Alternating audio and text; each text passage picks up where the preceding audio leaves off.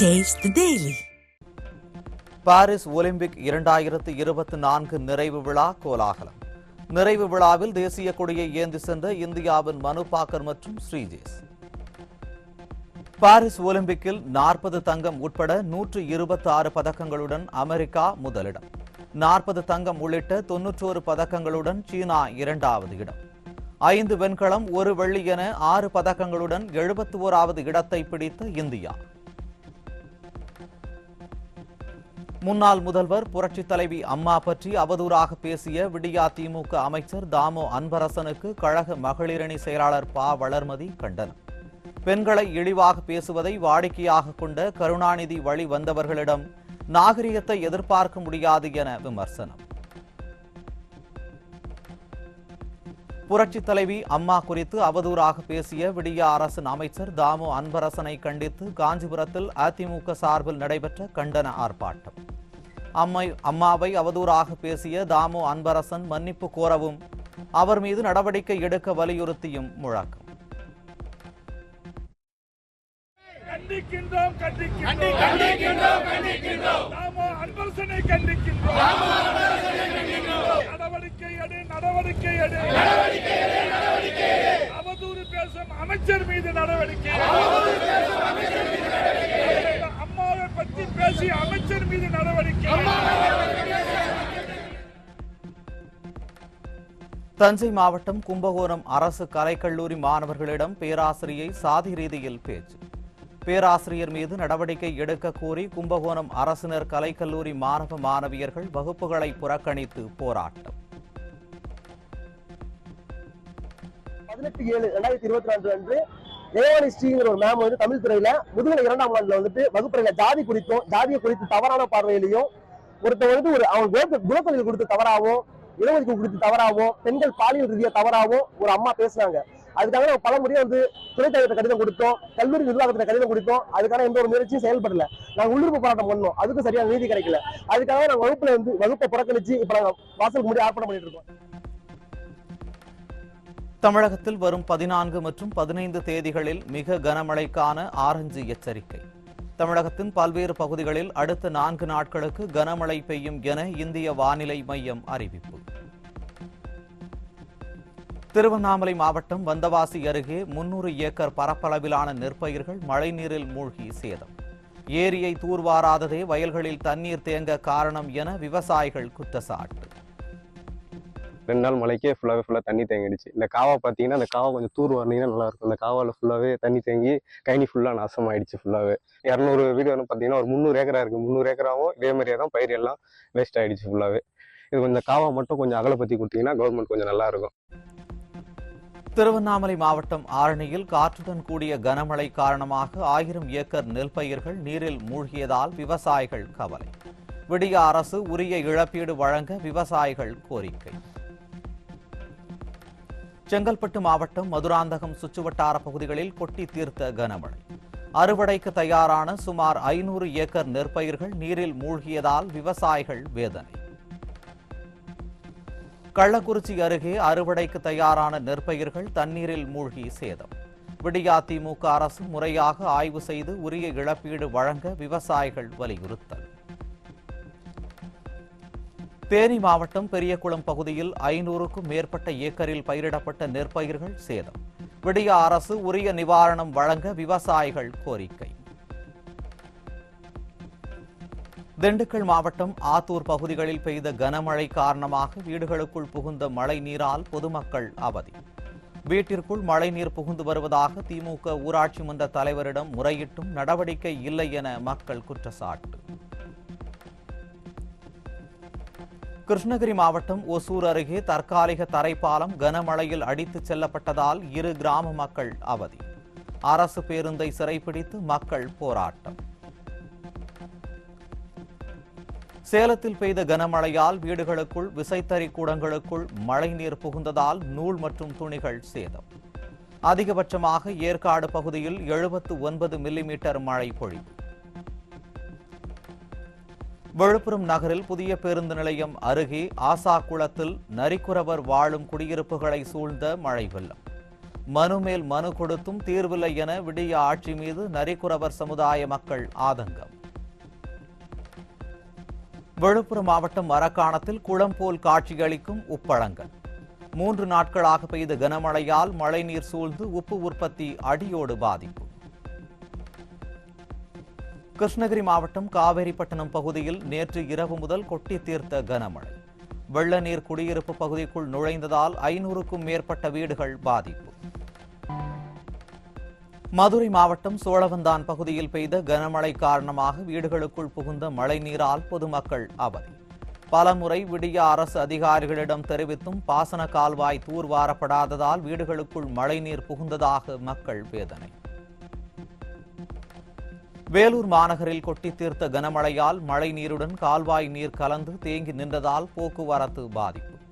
பள்ளி மற்றும் கல்லூரி மாணவர்கள் பொதுமக்கள் கடும் அவதி. வேலூர் மாவட்டம் காட்பாடியில் மழை நீரோடு கழிவுநீர் கலந்து வீடுகளை சூழ்ந்ததால் கடும் இன்னலுக்கு ஆளான பொதுமக்கள். காட்பாடியில் கால்வாய்களை சீரமைத்து மழைநீர் வெளியேற வழி செய்யாமல் விடிய அரசு அலட்சியம். விழுப்புரம் பேருந்து நிலையம் 2வது நாளாக குளம் போல காட்சியளிக்கும் நிலையில் பயணிகள் கடும் அவதி.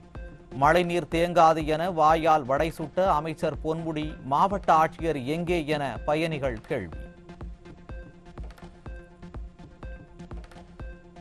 கள்ளக்குறிச்சி மாவட்டம் சங்கராபுரம் அருகே வடசெட்டியந்தல் கிராமத்தில் 20க்கும் மேற்பட்ட வீடுகளுக்குள் புகுந்த மழைநீர். 3 நாட்களாக மழைநீர் வடியாததால் தூக்கமில்லாமல் குடியிருப்பு வாசிகள் தவித்து வரும் நிலையில் எட்டி பார்க்காத விடிய அரசின் உள்ளாட்சி நிர்வாகத்தினர். சென்னையில் நள்ளிரவு முதல் பரவலாக கனமழை. இடி மின்னலுடன் பரவலாக மழை பெய்து வருவதால் குளிர்ச்சியான சூழல். தமிழகத்தின் பல்வேறு பகுதிகளில் வெளுத்து வாங்கிய கனமழையால் சாலைகளில் தேங்கிய மழைநீர். பொதுமக்கள், வாகன ஓட்டிகள் கடும் அவதி. சிவகங்கை மாவட்டத்தில் வெளுத்து வாங்கிய கனமழை. ரயில் நிலையத்தில் மேற்கூரை ஒழுகியதால் கடும் சிரமத்திற்கு ஆளாகிய ரயில் பயணிகள். மேட்டூர் அணையின் நீர்மட்டம் 2வது முறையாக 120 அடியை எட்டியதால் விவசாயிகள் மகிழ்ச்சி. அணைக்கு நீர்வரத்து 26,000 கன அடியாக அதிகரிப்பு. ஒகேனக்கல் காவிரி ஆற்றில் நீர்வரத்து மீண்டும் அதிகரிப்பு.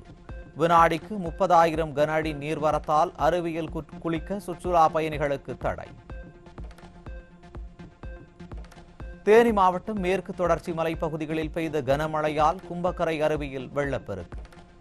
குளிக்க அனுமதி மறுக்கப்பட்டதால் சுற்றுலா பயணிகள் சோகம். சேலம் மாவட்டத்தில் பாயும் மணிமுத்தாறில் கடும் வெள்ளப்பெருக்கு. மணிமுத்தாறில் சாக்கடை மற்றும் சாயக்கழிவு நீர் பொங்கும் காட்சிகளால் விவசாயிகள் கடும் அதிர்ச்சி.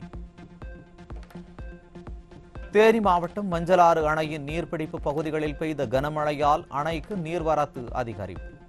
முழு கொள்ளளவை எட்டியுள்ளதால் அணைக்கு வரும் 50 கன அடி நீர் உபரி நீராக அப்படியே திறப்பு.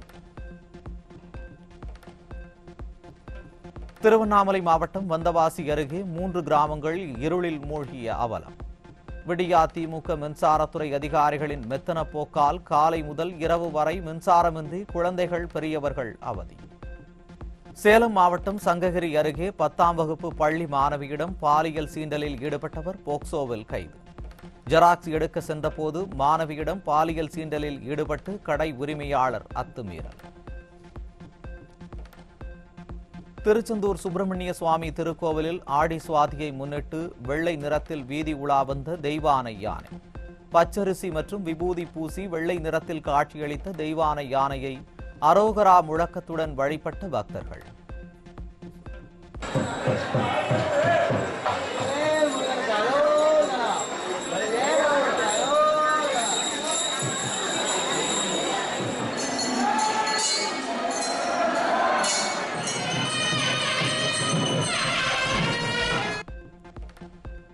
ஆரோவில் நில விவகாரத்தில் தொடர்ந்து எழும் சர்ச்சைகள்.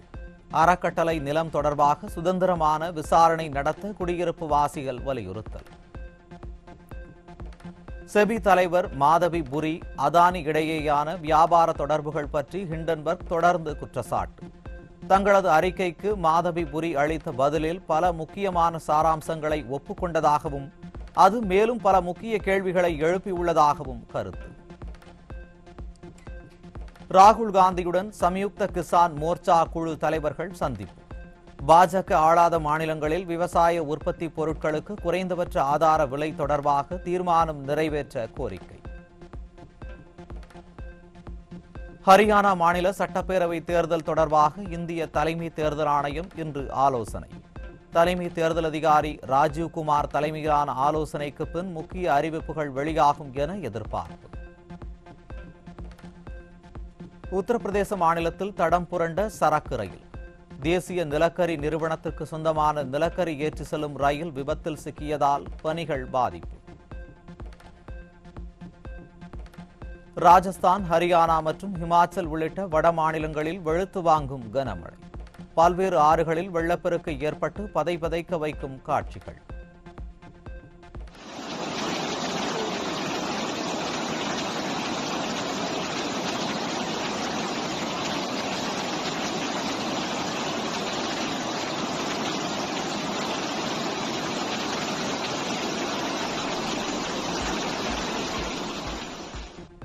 ராஜஸ்தானில் தொடரும் கனமழையால் மக்களின் இயல்பு வாழ்க்கை பாதிப்பு.